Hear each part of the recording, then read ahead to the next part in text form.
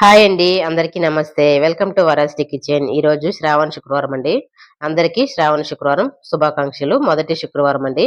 అందరూ ఎలా పూజ చేసుకున్నారో, అలాగే ఏమేమి ప్రసాదాలు చేసుకున్నారు స్పెషల్స్ అని. ఈరోజు మా లంచ్ ఏంటో చూద్దాం రండి. నేనేం స్పెషల్ చేశానో ఈ వీడియోలో చూద్దామండి. ఉదయం వచ్చేసి దేవుడి దగ్గర రవ్వ తోటి హల్వా చేశానండి. హల్వా తర్వాత వచ్చేసి పులుసన్నం చేశానండి. 2 దేవుడి దగ్గర పెట్టుకునేసి దండం పెట్టుకున్నాము. తర్వాత మధ్యాహ్నం లంచ్‌లో వచ్చేసి మసాలా వడ చేశానండి. చిక్కుడుగాయ తాలింపు, తర్వాత సాంబార్, రసం, వైట్ రైస్ అండి.